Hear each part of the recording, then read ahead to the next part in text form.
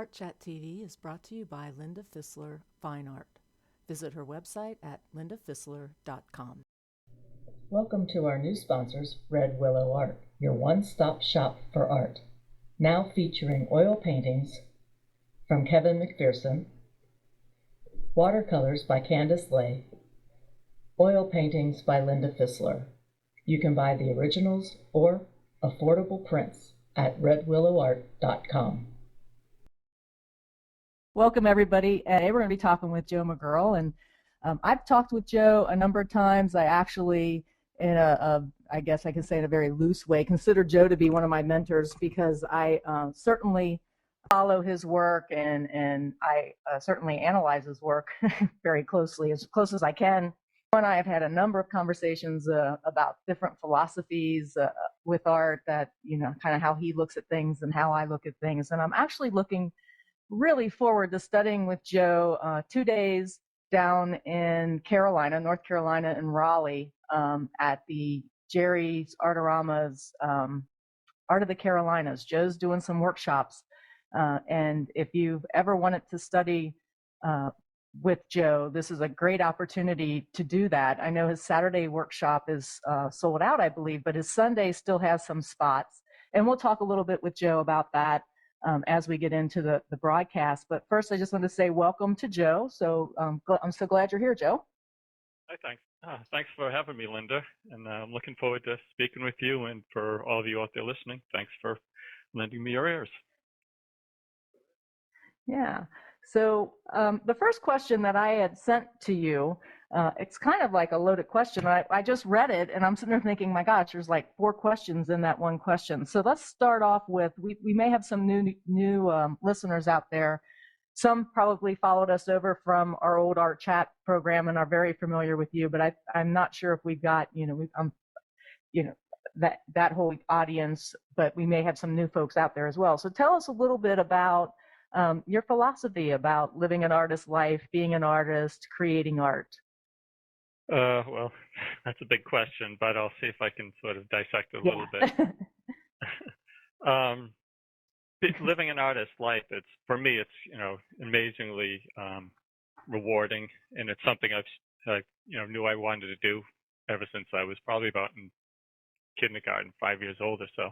My dad was an artist, so I was sort of exposed to it at a young age. Then I did the usual, went to classes on Saturdays through high school and went to art college. When I got out of art college, however, I realized that I really didn't have a good grounding in traditional representational drawing and painting methods. So I sought out this man at the Guild of Boston Artists, Robert Cormier, who was a wonderful teacher, and he taught me sight-size figure drawing using charcoal and the French Academy methods. And that was a really big turning point in my art, because I was able to slow down and really spend time drawing a line and getting that line to be exactly where it had to be, not sort of close. And I wasn't trying to be expressive and such. I wanted to try to recreate that line that I saw with as much accuracy as I could. And I spent about 2 years with Bob Cormier drawing the figure, and it really turned my art around and set me on what I consider to be the right path for me, which was representational art. And I've been doing it ever since. I've been a full-time artist since I was about 28. About that age, I could quit all my other odd jobs and devote myself solely to painting. Yeah. So great. So 28 is when you basically just said, okay, that's it. I'm going full time. I'm going to start painting. Is that when you started painting more plein air as well as in your studio, or? Well, the plein air is interesting. Obviously, when I was a kid, every now and then I'd take my pencils and paper outside and draw something. But when I was in college, I had this teacher, and she encouraged me to go out and paint directly from nature. It was one of the few really good pieces of advice I got in college. She was actually a pretty good teacher, very demanding, and I did this painting in class, and then afterwards we talked about it, and she said that I should go outside and paint from nature. So I did. I bought this big wooden suitcase type of plein air painting kit. It wasn't a pochade box or anything. In those days, it was a very heavy wooden box with legs that attached to it that I could open up. This was in 1977, I believe.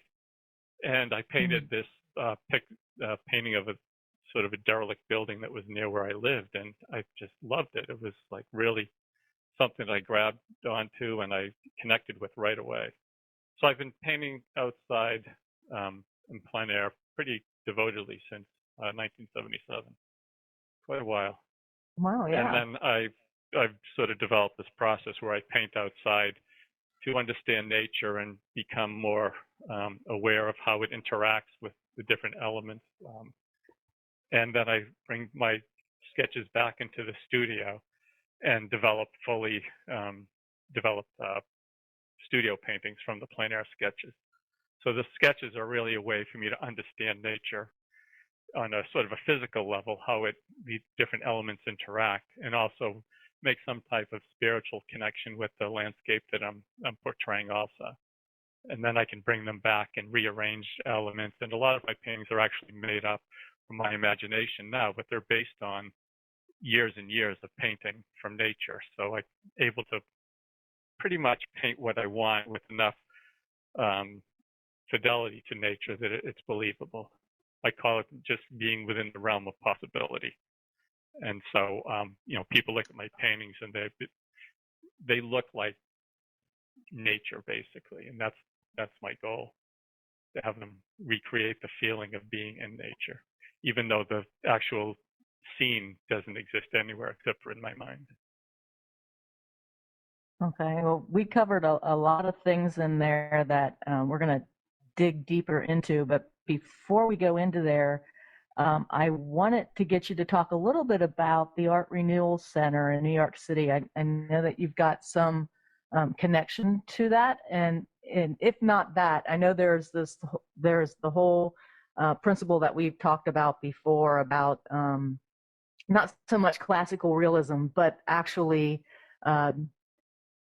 taking your art to a whole new level, and how I guess you could say being a commodity is kind of hurt it, I guess is kind of a way we can say it. I know you'll help me out with some kind of fumbling with some words, but first tell us about the Art Renewal Center. Okay, the Art Renewal Center is a terrific organization. If you aren't familiar with it out there, you should probably go online and type in Art Renewal Center, and you can find all about it on the internet. It's an online organization, and they're dedicated to bringing back and preserving representational art.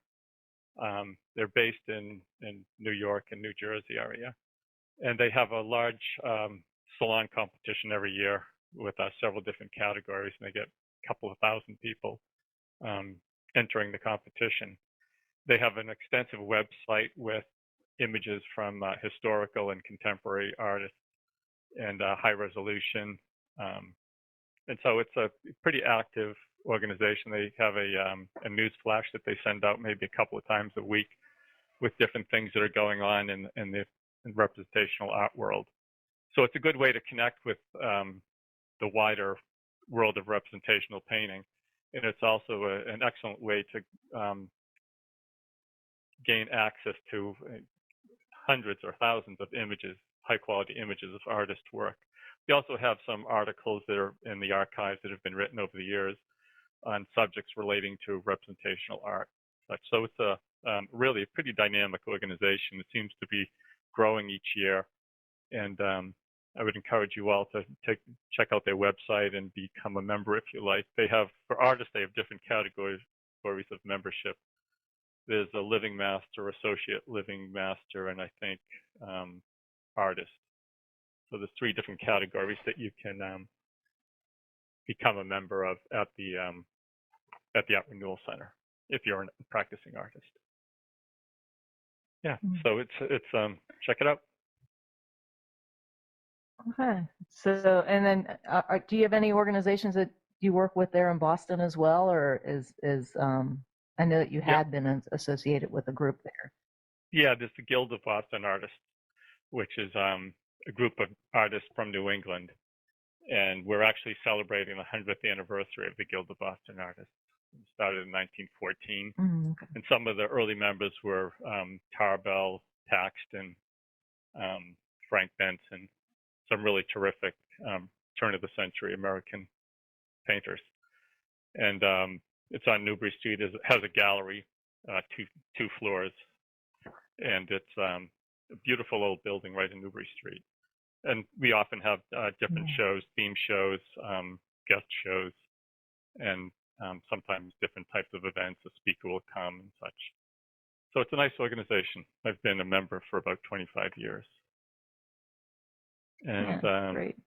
I'm gonna give them a little shout out. So yeah. But I'm also a member of the Plein Air Painters of America, which is a national organization. And it's made up of painters who are dedicated to painting in the field. And I think it has the finest plein air painters in the country are members of it.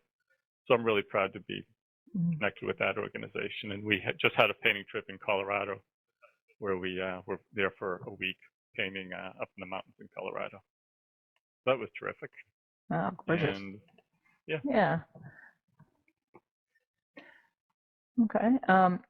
Just, I think our discussion of different techniques and things that you do will highlight to everyone your commitment to really creating, exquisite representational artworks, pieces of art. It's just, when I look at your work, it's just amazing. I don't know, Sarah, do you have some of his work that we can? I'm not getting any on my screen, so I'm not sure if you were waiting to put some up or. Oh, you know what? I'm sorry I didn't share my screen. Can you see it now? Yes, I can. There we go. So now that we're going to get into, yeah, it's there. So now that we're going to get into talking a little bit about the elements of nature discussion, which is one of the workshops that you're going to be talking about down in North Carolina. Again, one-day workshop, and it's going to limit how much we can really get into this. So I'm sure your own workshops out in Cape Cod are much more extensive on this. But just talk to us a little bit about the elements of nature. And I know there's this whole conversation that artists tend to have in themselves that don't think of it as painting a tree, think of it as painting shapes, and there's all that whole discussion that goes in there. So tell us a little bit about the elements of nature and some of the techniques that you use, and we'll go from there. Right. Well, when I go out and I'm painting in nature, I first spend a couple minutes sort of analyzing what I'm seeing, and I always have in the back of my mind that I'm creating form on a flat surface. So whenever I paint something, I'm always thinking form, and the form is described by the light. So I'm also thinking of light. So they work in conjunction with each other, where without light, you won't have form. And if you have no form, the light isn't going to hit it. So you need those two things working together. There's also an order to nature that you have to kind of understand. But you also have to realize that there's a competing chaotic element with nature. So you have order and chaos competing with each other. For instance, if you were painting the ocean, the waves have an order. There's sort of a height and a direction that they're flowing. But if you make them all exactly the same, it's going to look like one of those little cartoon depictions of the ocean. So you have to put in a little bit of chaos, which means a little bit of variety, breaking up the order a little bit. The same with a tree. The branches have a system, but if you follow the system too perfectly, you'll have sort of a child's depiction of a Christmas tree, for instance. That's the order, but then there's chaos thrown in, and the chaos is created by a lot of different factors. For instance, if you have a tree, it could be a windy day and a branch breaks off, and the prevailing wind makes the tree lean a certain direction, and also maybe the direction of the sun, and there might be an adjacent tree that's shading part of the leaf, so you'll have an asymmetrical distribution of the leafage and such. So you want to look for the order, underlying order in nature, but you also want to add in this sort of the element of chaos. For instance, back to the ocean, if you're painting the ocean, you'll have some larger waves and some smaller waves, maybe a couple of waves close together, rather than have them all evenly distributed. throughout space.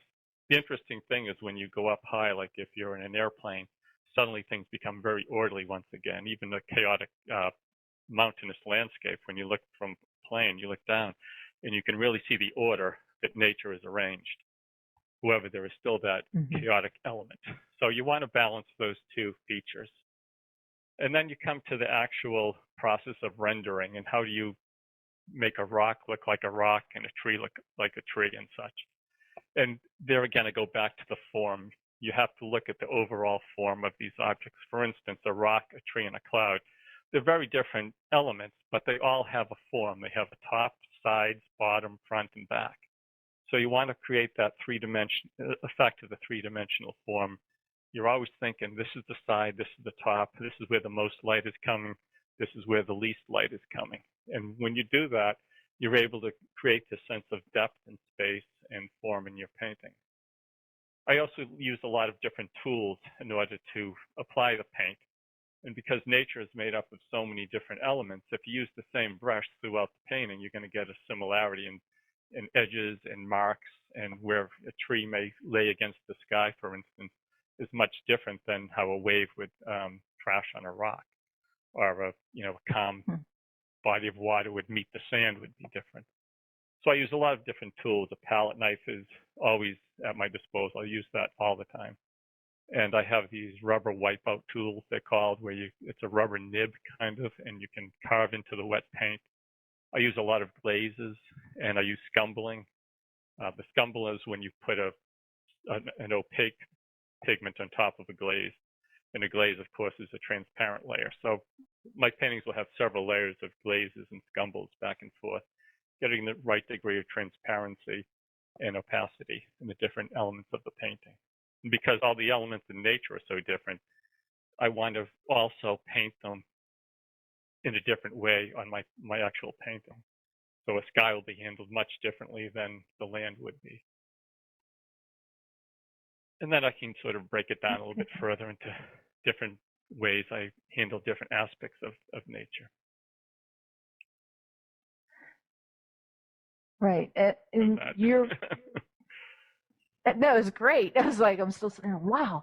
Some of the things that, like, when I teach, I'll typically teach from the viewpoint of trying to get my students to get away from thinking about a tree and start thinking about a different shape, like the trunk is a cylinder, and the top of the tree could be considered a sphere, and then of course you use negative space to cut that back and give it some kind of shape. And of course I say a sphere instead of a circle, because a sphere is three-dimensional where a circle isn't. So there's all of that conversation. And is that how you started out, and then you just kind of dropped and went away from the front back, or if we just use a cube, for example, the front, top, and back, and just started going, well, every shape has that three-dimensionality, so you don't try to categorize them into a specific type of, four shapes, cones and spheres and stuff? No, I don't consciously anymore, because I've been doing it so long, it's sort of ingrained in me. But I think if you're starting out, it is helpful to always think of these sort of geometrical shapes when you're painting nature, and that helps to simplify things in your mind a little bit. But for me, it's, if I'm painting a tree, I'm conscious that I'm painting a tree. Some artists say that they just paint shapes and colors and edges. But for me, it's really important that I'm painting a tree, because I'm going to look at that tree in a different way than I would a rock. I'll handle it differently, and psychologically and emotionally, I'll feel about it differently than I would feel about, a rock or a cloud or a car or whatever it was I was painting. So for me personally, it's already sort of ingrained in me that, this object that I'm painting has form. And I don't really have to, in my mind, simplify it, because I already sort of do that subconsciously.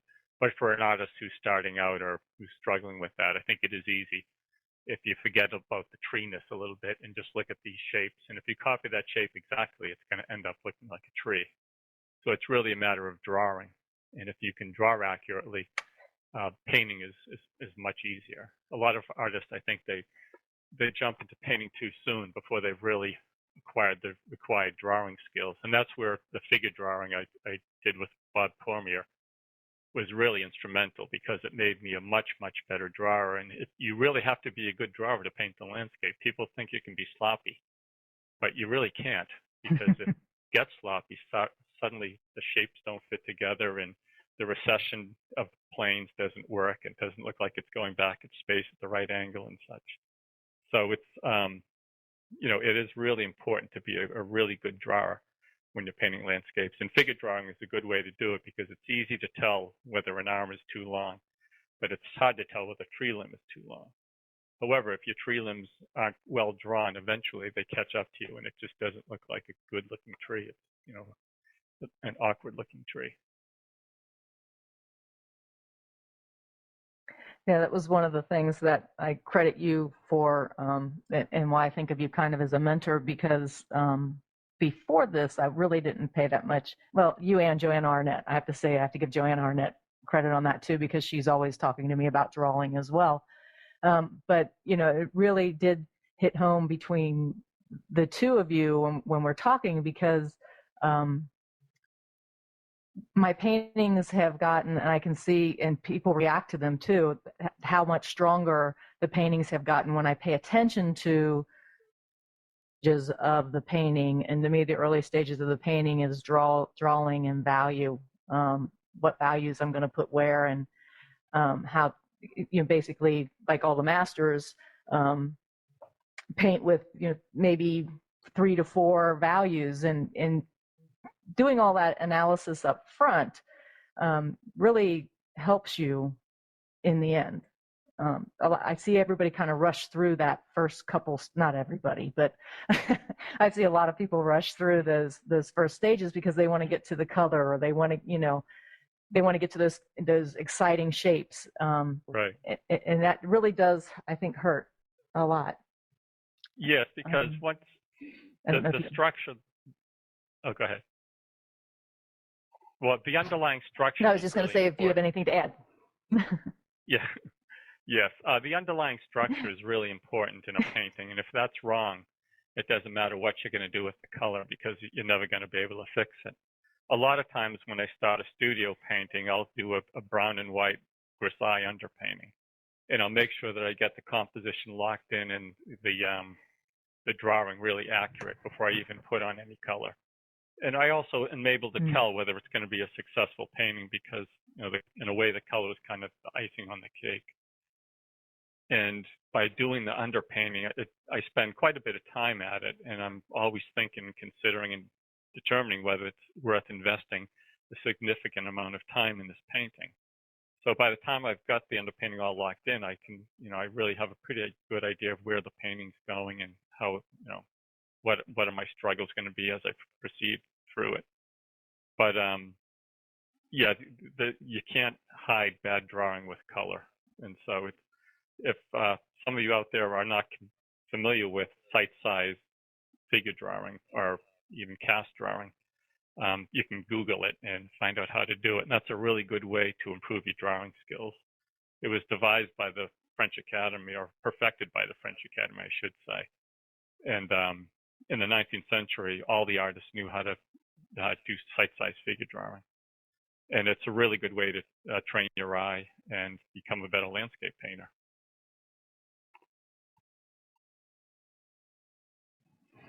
Well, that leads us into telling us about the site-size method. Because you spend so much time drawing and naturally out in nature, studying nature as well as painting from nature, do you think that both of those methods provide you with the means to create the final painting to the point that you don't need photography? I know your memory comes in here a little bit too, but is it because of those two methods particularly that you use?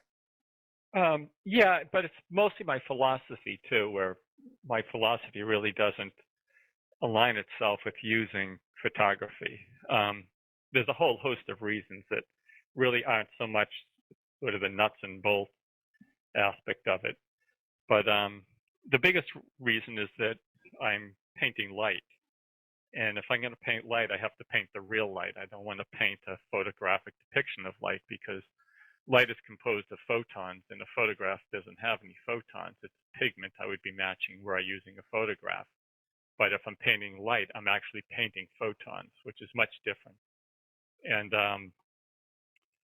I guess I'm also, if I'm painting a mountain, for instance, I want to be painting the real mountain. And a photograph of a mountain isn't the real mountain. So in a way, it's almost like idolatry, where the photograph is standing in for the real thing. And that doesn't work for me. Mm-hmm. For some artists, it's fine, and that's not their concern. And that's great. They're doing something different than what I'm doing. But for me, I have to paint the actual object.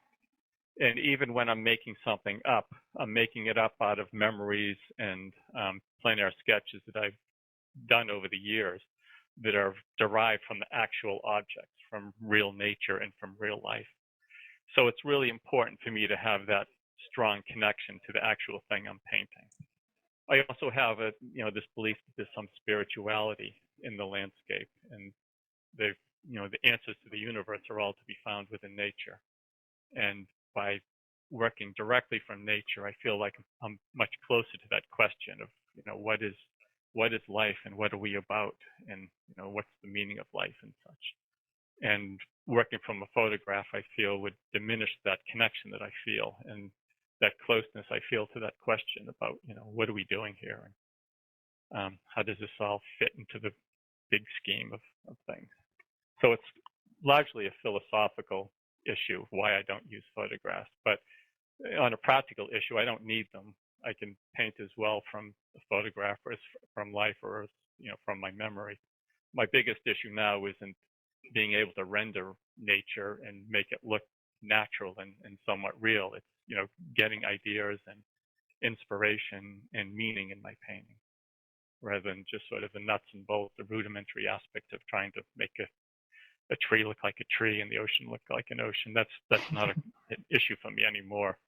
And part of the reason it isn't is because I've been painting from nature rather than photographs, because photographs can give you a kind of a kickstart, but then I think they diminish your development, because you're not out there struggling. And the struggle is where you learn the most. When you're out there painting a tree and it's just not looking like a tree and you can't figure out why, instead of taking a photograph and going home and copying the photograph, you're better off sitting in that field and struggling through that tree and figuring out what you're doing wrong. And then you can use that later on when you're creating a tree out of your imagination, or if you're repainting that tree. It's like the old deal, if you look up a word, you remember what it means. If someone tells you the definition of a word, you kind of forget it in a couple of minutes. So it's the struggle that, that's where you really learn things, is your failures. And you want to fail because that means you're pushing it and you're doing something that's difficult and that you weren't able to do before. And so you want to have a lot of failures in your art. And sometimes people with the photograph, they get so worried about failing. Well, no, there's a couple questions that, like, when you're teaching a workshop and you say, no photography and making things up, do you hear a lot of gasps? Like, no photography. I'm not going to survive. Yeah, a little bit. But I think when people understand my reasons why, it kind of makes sense. And there again, it's something that works for me. It doesn't work for everybody. So there are some people that, that's the way they work with a photograph, which is fine. It's a different method than what I use, because their philosophy is different and their goals are different. If you're painting light, for instance, it's hard to work from a photograph and say that you're painting light, because a photograph has no light. It has pigment, but there's no inherent light in the photograph. So for me, the light is really important in my paintings, spiritually, and on a scientific, in the scientific realm, it's a photon, which is, as I said earlier, is much different than a pigment that you would find in a photograph.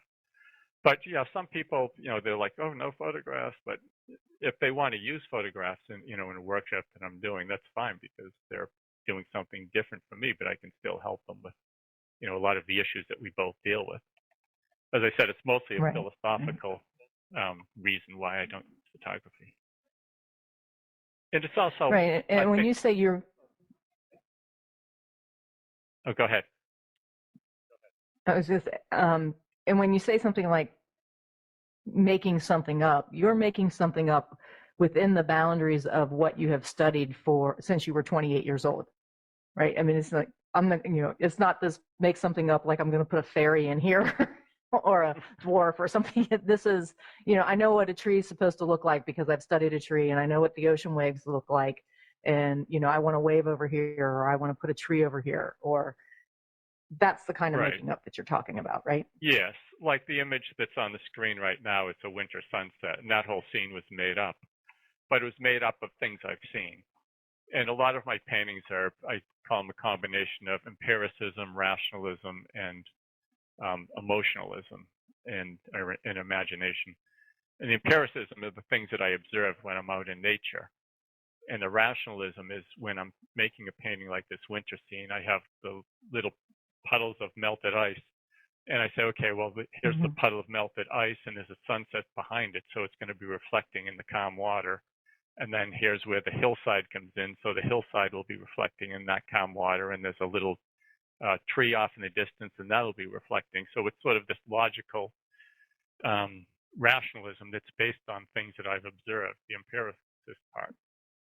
So, that's sort of how I construct the painting. And then there's also this emotional content. Like with this painting, I was trying to create sort of a melancholy end of day, midwinter feeling where it's kind of a cold and, just this real feeling of melancholy. So it's kind of a combination of the, those different elements that come into the picture. But when I make things up, they are based on reality and based on things that I've seen and experienced and such. Is it fair to say that other than what you described with, how light's going to be affecting the different elements in your picture, but it's more for strengthening the composition and possibly the feeling that you want to bring out in the painting as well? Yeah, it's both. They have to work hand in hand. I want to have a strong composition and something that's a little bit compelling for the viewer to experience. And you can do a lot with light in that regard. But also it's, I want to have it portray some emotional aspect too. And for instance, this winter scene, I want to try to create the feeling that there is brilliant light just over the horizon in the distance. And in a way, it's kind of a little bit of an optimistic feel that it's not all doom and gloom and melancholy because there is light somewhere in the world. And so there's a lot of meaning to the light in my paintings, as well as it's used, obviously for compositional purposes also, and to create a mood and atmosphere and such.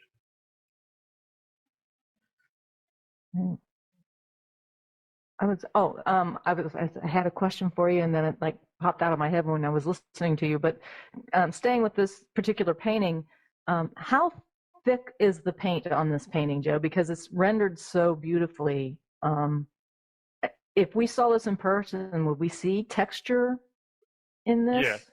Yes. Yeah. In the foreground, in particular, there's a lot of texture in the branches and the brush and such. And I believe in the it's been a few years since I've seen the painting, but in the snow, there's quite a bit of texture in the snow. It's fairly heavily painted. And then there's some glazes laid on top of that, and then some scumbling on top of that. So there's several different layers of paint. Most of my paintings have, probably average 4 to 8 different layers of paint on it, each doing it, having a different purpose. Sometimes just because I painted it wrong, and I have to repaint it the right color. Particularly when I make something this up, is because I sort of feel myself along if I'm making a composition up, because it exists in my mind, and I'm trying to imagine how it would look. And oftentimes I don't know where I'm going, but I know when I'm in the wrong spot. So if I can never really plan out my paintings in advance. It's just sort of a series of corrections. Well, that doesn't look right. I've got to lighten it, or I've got to darken it, or I've got to change that shape. Because if I'm not working from a sketch, it's kind of in new territory, and I'm making nature up as I go. If I'm working from a sketch, oftentimes it's much easier because I have the answers there, rather than trying to invent the answers and make them, adjust them so that they look somewhat natural. This is a totally selfish question, but at your workshop, are you going to have some of your work there for us to look at? Probably not originals because I'll be flying in. And so I'll have some plein air sketches. I'll have several plein air sketches, 9x12. Okay. But I won't have any large originals because I'll have to get them on a plane, which won't be very practical. Okay. You have to take. You ship them to me, and I'll bring them down. Yeah. Ship them to me, and I'll bring them down, Joe. Wink, wink. Yeah. Gee, Window, where are those paintings? Oh, darn, I forgot it. Anyway, let's go back to your whole process, and let's start with out in the field. In your plein air painting, I think you just kind of answered that. You do basically 9x12s. Do you sketch first before you actually start doing anything on the canvas or canvas board? It varies depending on the complexity of the scene that I'm painting. Sometimes I'll do a brown and white underpainting, sometimes with acrylic. And if it's a hot day, I'll do the underpainting in acrylic very thinly, set the panel out in the sun, let it dry up while I get my other gear ready and my paint's all set. And by the time I'm ready to go, it's all dry and I can paint right on top of it. If it's something that's a little simpler, then I'll just go right in with the oil color. And in particular, if it's something that the effect is going to change really quickly, if I'm painting a sunset or cloud shadows and such that are constantly moving, I don't want to delay things by doing the underpainting, so I'll start right in. But usually I'll do an underpainting, and I work site size. And if you look at the screen, there's an example of a site size painting on the screen. And that means that I paint the elements that I see the same size that I see them. I don't enlarge or reduce the scale of the parts of the painting. And if I get my colors right, my drawing right, when I line it up to the scene, it should somewhat blend into what I've painted. And on the screen, this is a painting of a wall that I did in Italy. I actually was looking out the left side of the panel, so if I should have moved the whole panel over to the left, and the perspective of the wall would have matched a little bit better what I painted. But I just sort of snapped this with my cell phone at the end of the painting, just out of a curiosity. But you can see that I've matched the colors fairly well, and the drawing is pretty close. So in a way, that shows that I really don't need a photograph, and a photo wouldn't bring any more to the scene than I've already painted. So in a way, it would be just sort of this extraneous information that I really wouldn't need. But when I painted the 9x12 landscape on site, then I can take it back to the studio and decide whether I want to make a larger version of it or not. And I may alter some of the images, some of the shapes and the composition, or I may just use it as a completed sort of 9x12 sketch, and it's just a standalone painting in its own. So it really varies. And sometimes I'll have a painting that I've worked on, several years ago, and I'll drag it back out, and I've got a good idea of how I can make it into a larger painting, or use some of the elements, maybe the sky or trees or a mountain shape, for a painting that I can base it on sort of loosely. But yeah, I almost always work in 9x12 because it's a standard size, so it's easy if I want to do framing. And also, it's not too big that I can't get enough ground covered before the light changes, because we're always fighting the time out there, and light's changing really fast, so we have to paint sort of fast. And being from New England, the weather's never consistent enough to go out 2 days in a row and work on the painting the next day. Years ago, I used to do large paintings on site, and I had stacks of half-finished painting waiting for the light to be the same. And where I was painting on the coast, then the light would be the same, but the tide would be out, or my calm reflections were now all ruffled from the wind. So getting consistent weather in New England was really difficult. And that's when I decided to do the 9x12s on site and enlarge them, make larger paintings from them rather than doing the large paintings on site. Do you sell your reference photos, or are they completely yours and you hardly ever share them except for maybe at workshops, and you just have the stack that you use all the time, or do you sell them and post them and share them with the world? Yeah, a little both. Some of it myself.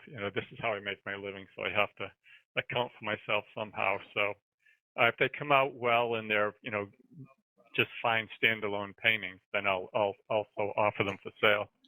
However, in my studio, I do have stacks and stacks of half-finished paintings that really didn't come out all that well, but there's some element that I want to maybe refer to in the future. So there's some that I keep that, I don't really show people because they're not really finished paintings and not what I would consider really works of art. They're sort of studies that have elements in them that are of interest to me, but they don't necessarily make a good painting. So, yeah, it's a little both. But I do have to, put some of these out for sale because that's the nature of the game. I'm an artist and I sell my paintings. Exactly. I also actually, so tell us. Oftentimes before I sell them, I'll make a Xerox copy.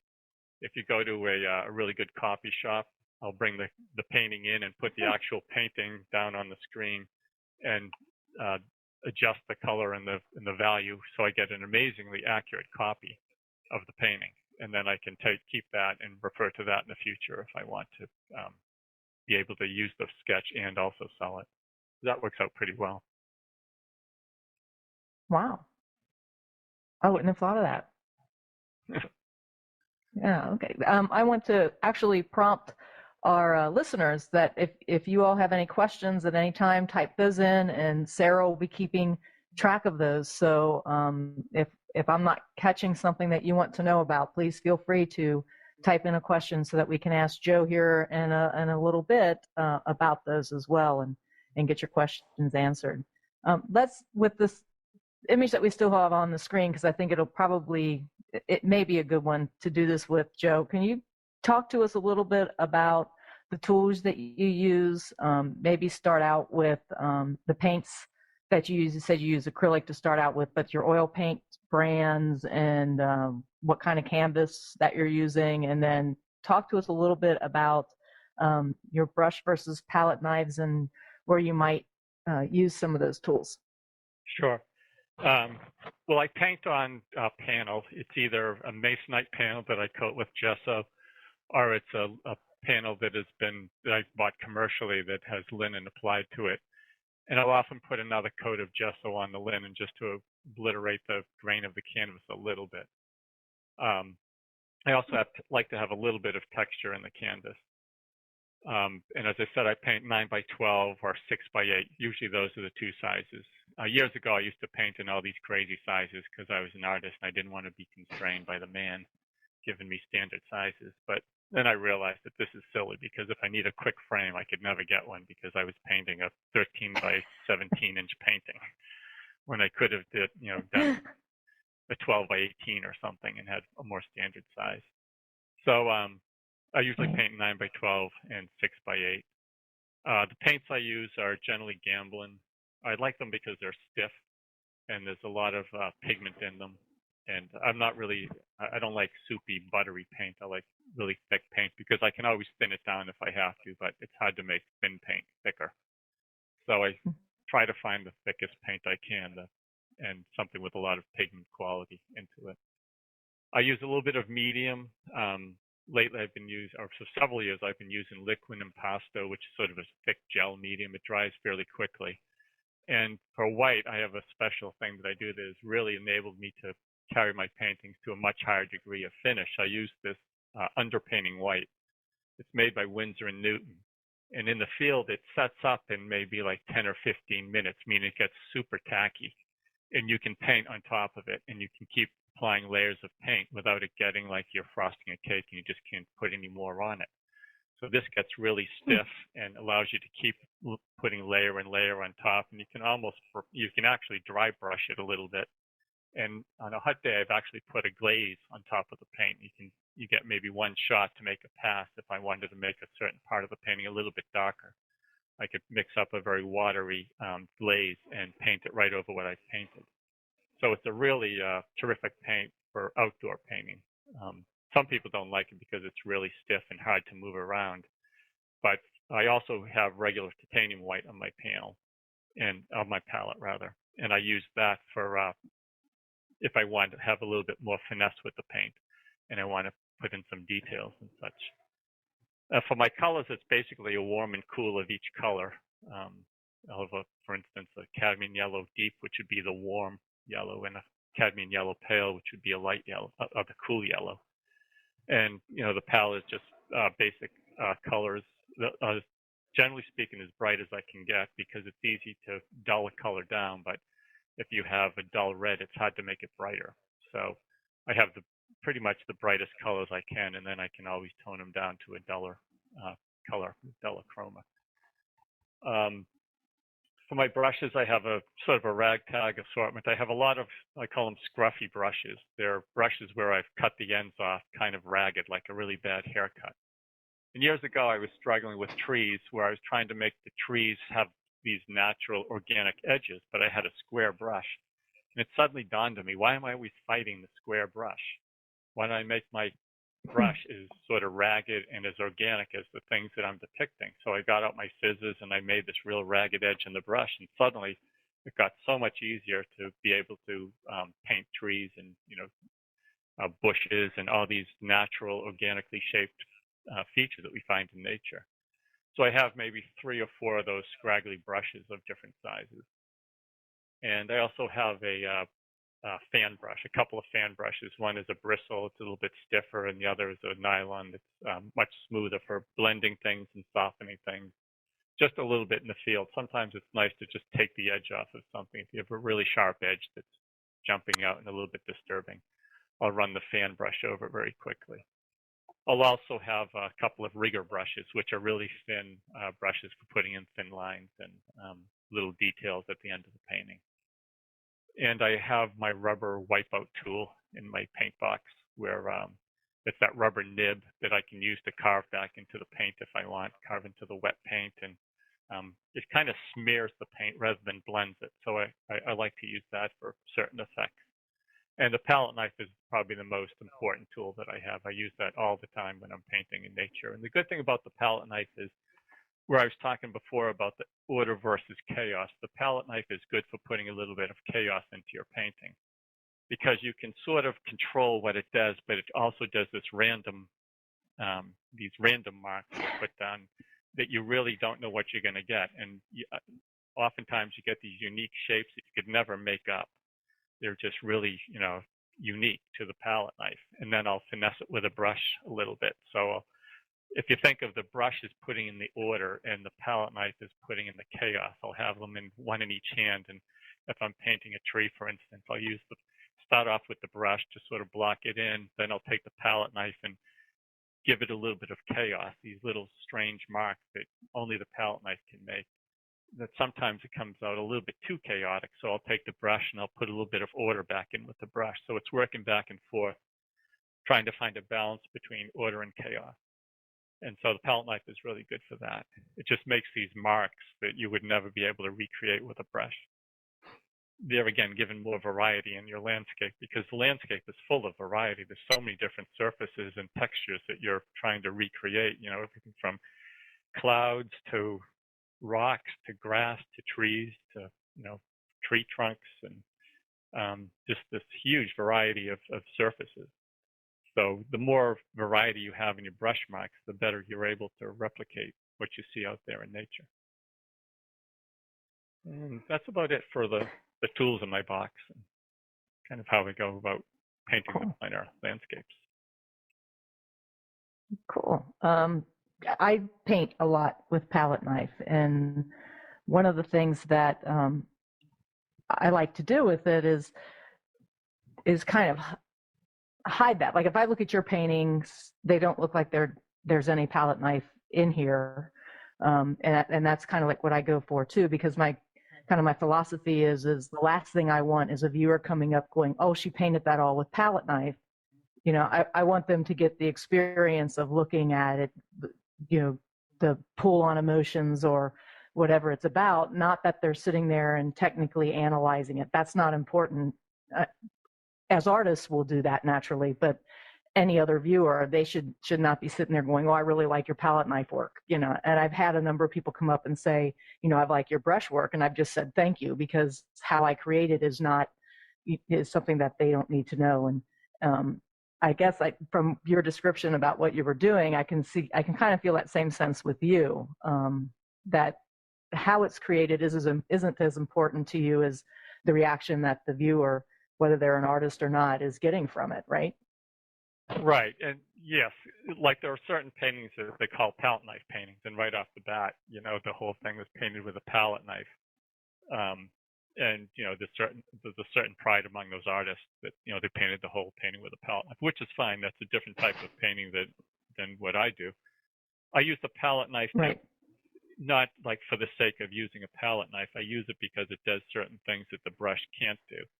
And I also don't want the viewer to be really conscious of how I made the marks and such, because I want them to sort of immerse themselves in the scene. I don't want them to get hung up on the process. But that being said, I also want the paint to be really interesting to look at, existing just as paint in its own right. So that's why I use a lot of different techniques and textures and glazes and such, because it is paint, which is a fascinating material to work with. And so rather than painting everything thinly with like one coat or, not have the paint really express itself, I want to push the paint and get it really to do everything that paint is able to do with, textures and transparencies and scratching. I do a lot of scratching back into the paint. I sand the paint surface. I have a whole drawer full of different tools that make different marks in the paint. I have this crazy roller thing that I got at a hardware store that has these little wheels on it, and I'll drag it through the wet paint, and it makes sort of a striated pattern in the paint. And so I really like to exploit the possibilities of the painted surface, but I don't want it to get in the way of the imagery, and I don't want it to be a barrier for the person to enter into the painting and sort of melt into the background. I want them to have sort of a seamless transition through space in my painting. And if the palette knife was too prominent, then you wouldn't be able to do that. It would be hard to get past the technique. So that's why my paintings, even though they have a lot of manipulating of the paint, there's not a lot of brush mark and palette knife mark on them. The one that Sarah just put up, if you look up at the top, I'm talking with the listeners at this point, you can start to see some of Joe's texture that he does have in his paintings. I just wanted to point that out real quick. Yeah. Joe, do you work mostly wet into wet? A little of everything. In the field, obviously, it's wet into wet, or it's more like wet into sticky with the underpainting white. The underlying layer is usually a little bit sticky. But in the studio, it's a little of everything. Okay. Depending on what I'm trying to do. If I'm putting on a glaze, obviously, it has to be bone dry underneath. But if I'm blending a sky, for instance, it's going to be, wet into wet. And so it really varies. And I'll usually have several paintings going in the studio at once, because I'm waiting to dry. And there may be some paintings where I can only work on for maybe 15 or 20 minutes a day, and then I've got to let it dry and do the next layer and the next step. So there again, just like my technique is a combination of just about everything, palette knife and rubber wipeout tools and brushes and different scraping tools. My process as far as how I work in the paintings is really varied also. Yeah. As far as capturing emotion and in your paintings, this is kind of an out there question, but I'm kind of curious. Do you feel like the artist needs to experience that emotion before they can truly put it into their paintings, or not? Yes, otherwise it really doesn't ring true oftentimes. It's hard to paint something that you haven't experienced, which there again goes back to my not using photographs. I have to, on some level, at some point, have been able to have experienced, what I'm painting. For instance, the painting that's on the screen now is completely made up, but I spent a lot of time at the top of the Cadillac Mountain in Maine looking at the islands and watching what happens to them in different weather conditions. And there was one day where the islands seemed like they were almost suspended in the sky in the distance, because the haze in the atmosphere obscured the horizon line and blended the color of the sky into the water. And so when I did this painting, I was remembering that back. I remember that really, wonderful effect that I saw. It was probably 5 years earlier. So I made this painting up, but I didn't experience this exact scene, but I've experienced scenes like this oftentimes in the past. And when I go over bridges, I'm always looking down at the water. I love going over a bridge and looking out, or flying in an airplane, for instance. I went to Indianapolis last month, and there was a massive thunderstorm as we were flying into the airport, and I looked out the window and I had a little piece of paper, so I scribbled a little sketch with an ink pen and a writing pen on this little scrap of paper, and I'll probably do a night scene of a thunderstorm from an airplane window, which will be a fun painting to work on. But the memory was really powerful, and I think I'll be able to pull it off because I spent so long just staring out the window at that thunderstorm. So yeah, it's important for me to experience at some level what I'm painting.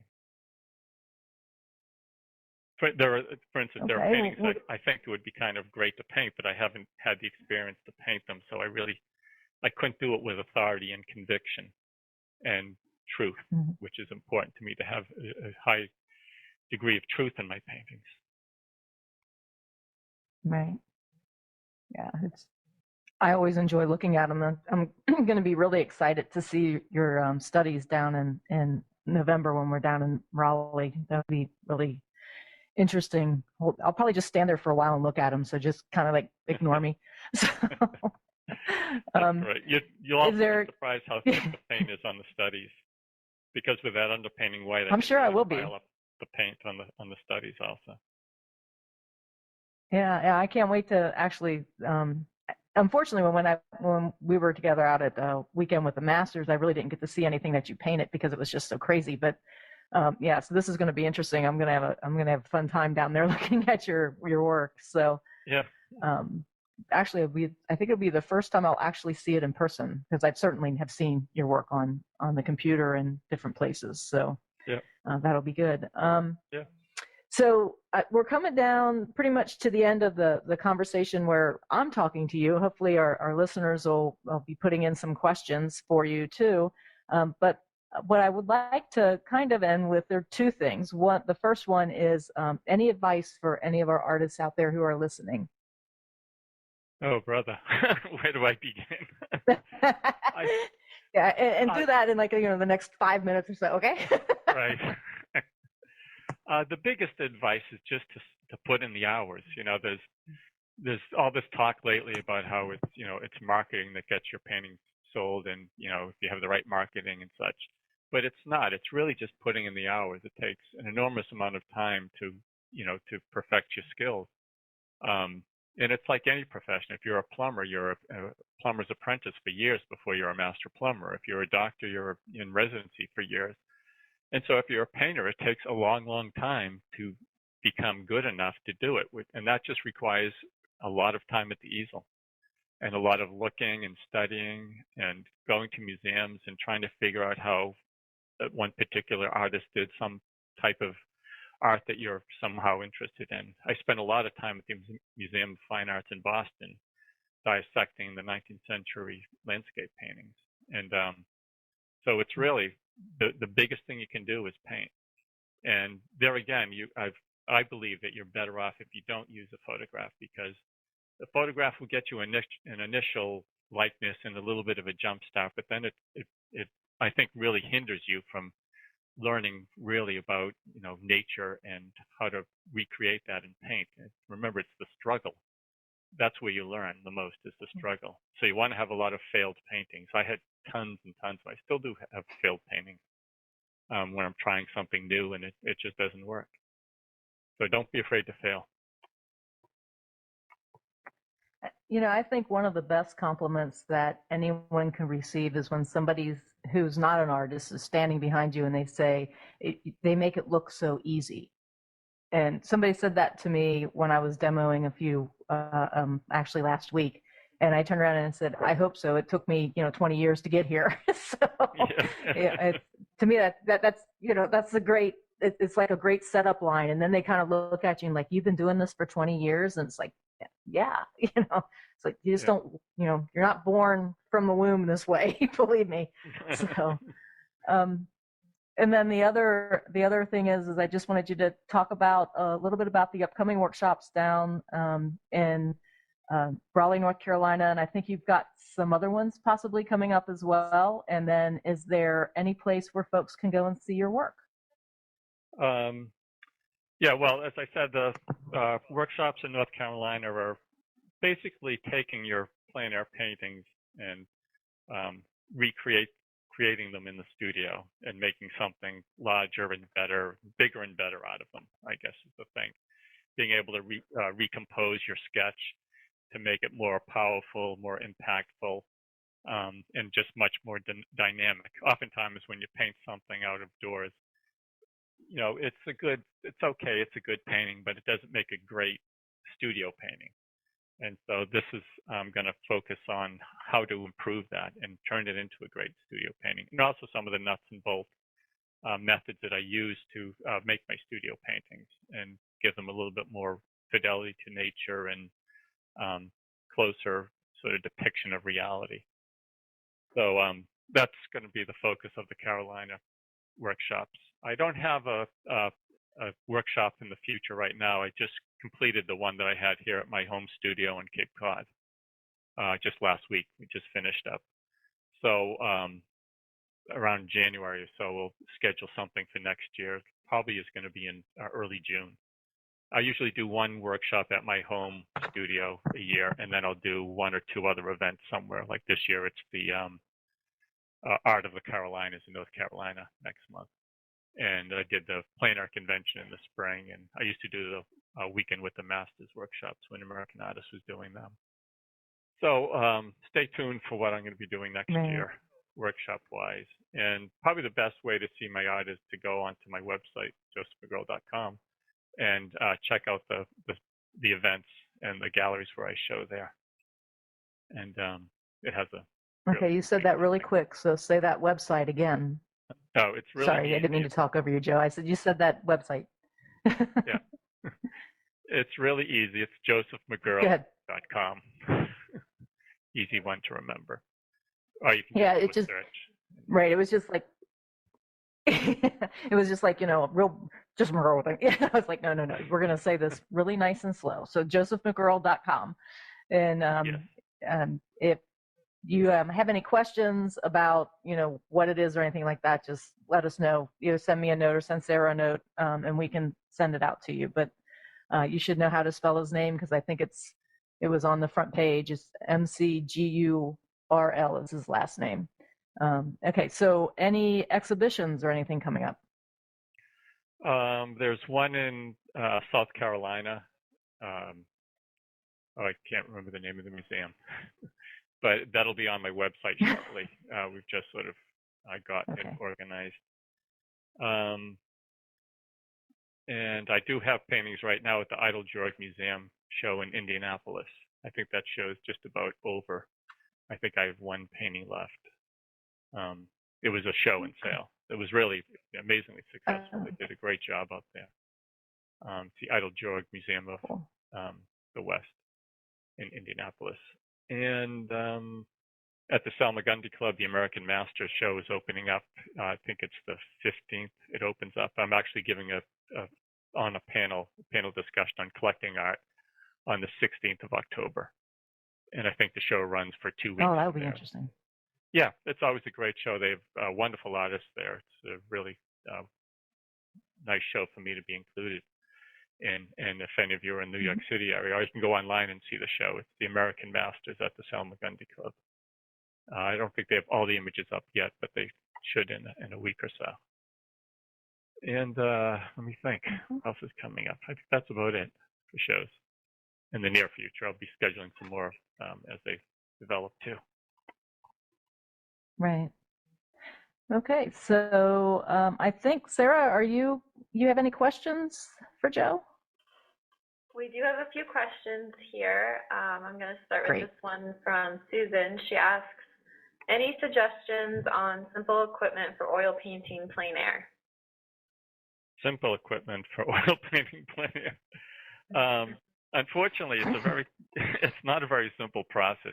You have to try to keep it as simple as you can because you have to walk with all this equipment, and who knows how far you have to walk. But it's check out the different pochade boxes out there. I just recently got a Strata pochade box, which it's pretty heavy duty. It's metal. It's a little bit heavy, but I kind of like it. They have a mini and a larger size, and I got the Strata Mini. It's STRADA, and I'm kind of liking that.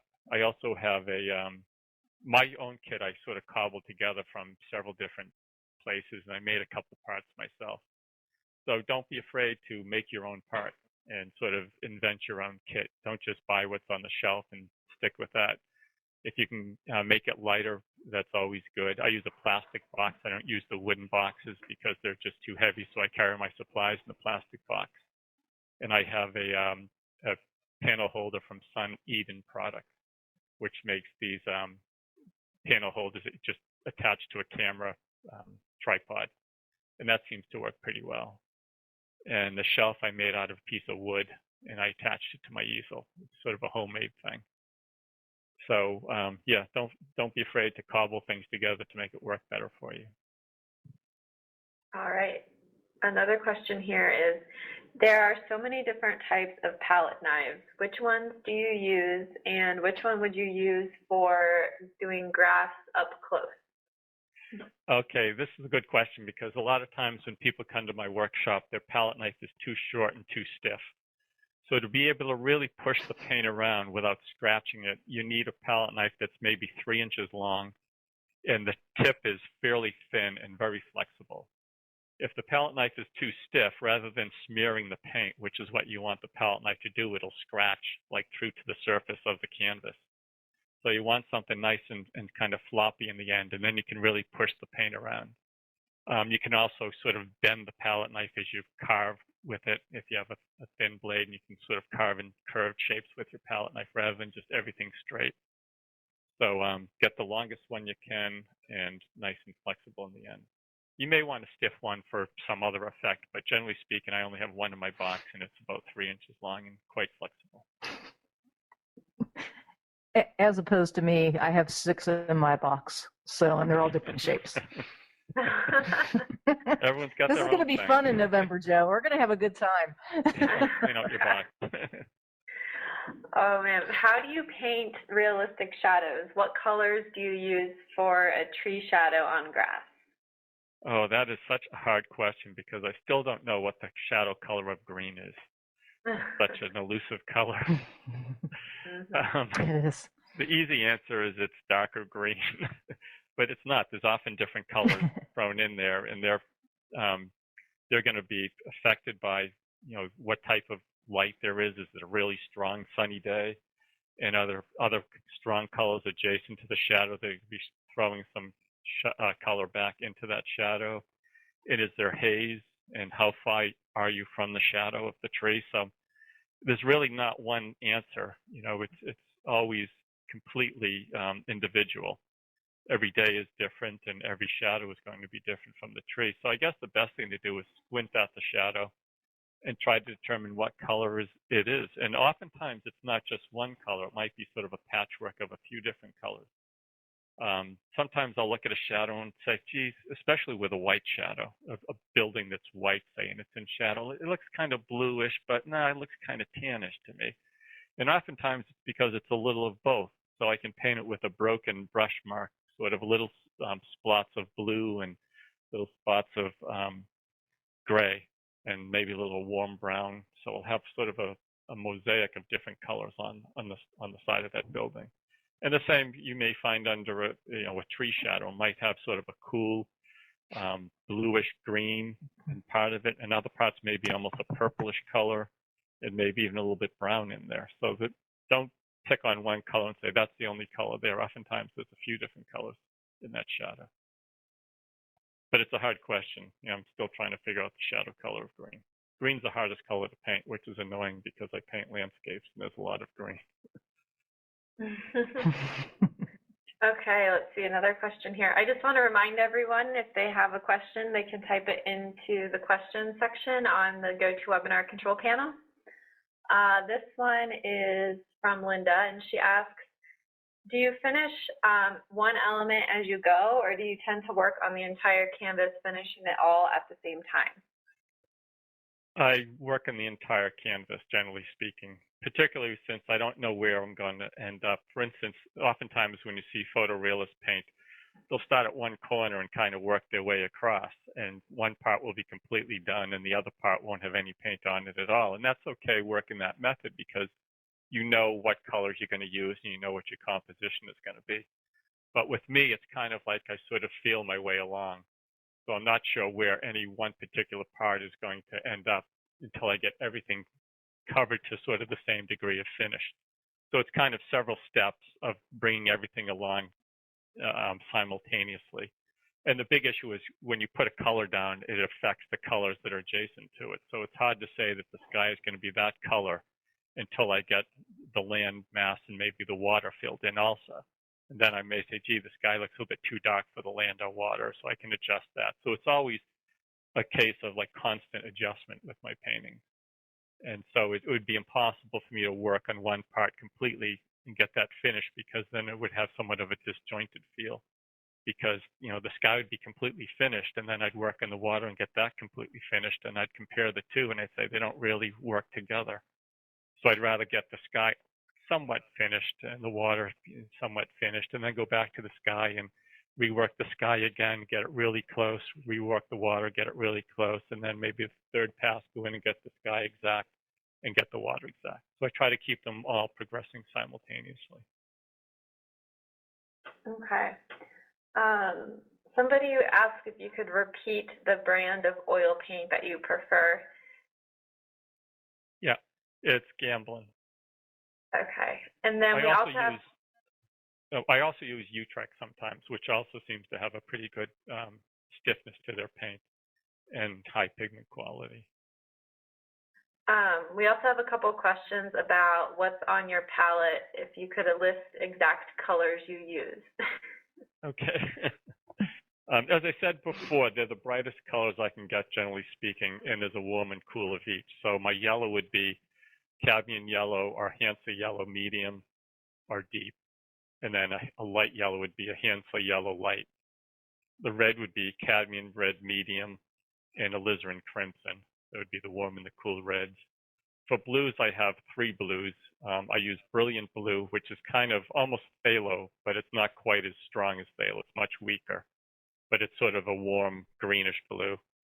I use ultramarine blue, which is kind of a purpley blue, and then cobalt blue, which is kind of right in the middle. It's not really warm or cool.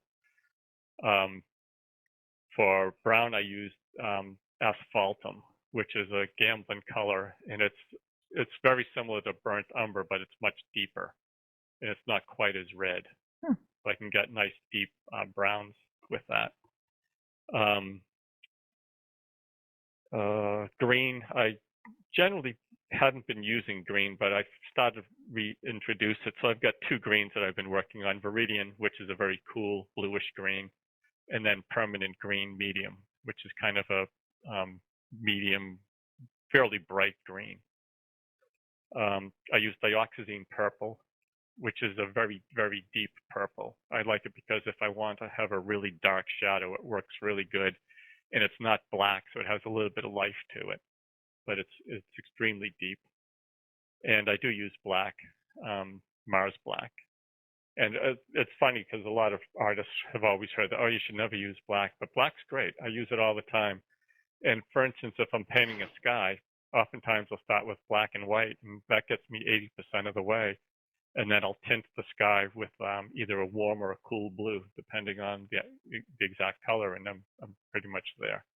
So black's good. It saves a lot of time mixing colors and deepening colors. You just have to be wise about it. You can't make all your colors dark just by using black, but every now and then it's just the right thing to use. So I do use a lot of black.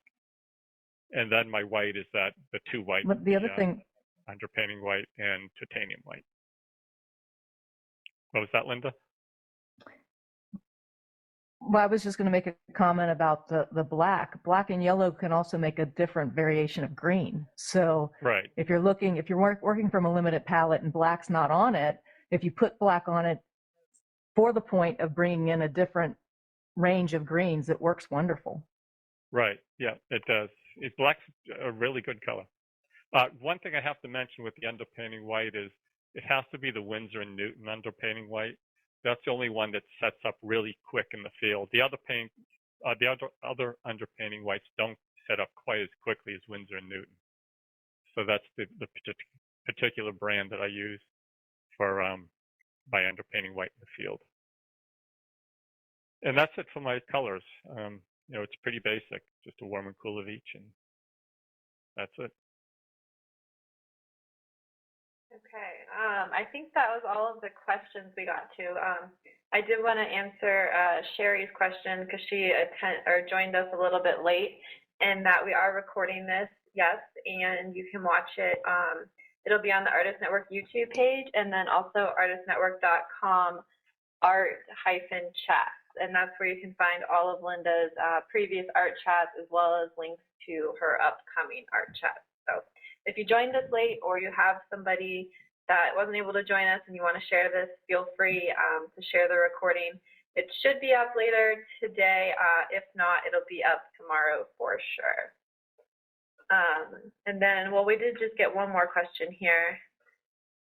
Could he, let's see, hold on. Actually, I'm not, the question is something about the brown color. Oh, could you say the name of the brown color again? It sounded like burnt umber, but they're not sure. Yes, it was asphaltum. ASPHALTUM. And it's a Gamblin brand. Okay. Thank you. Utrecht may also have it. All right. So if you guys have any other questions, send them in at the last minute here. Otherwise, Linda, I'll throw things back to you if you want to talk about your next art chat or anything else that you guys have coming up. That'd be cool. Yeah, just real quickly for Joe, like I said, a Saturday workshop, the last time I looked down at the Art of the Carolinas, is sold out. His Sunday one still has some spots available. It's if you're in the Raleigh area or the North Carolina area and you can get to Raleigh really quickly, these are actually wonderfully priced workshops. I think it's somewhere around just under $250 to spend about what, Joe? Is it about 8 hours with you each day? I can't remember the exact hours, but it's all day. Pretty much a long day. Yeah.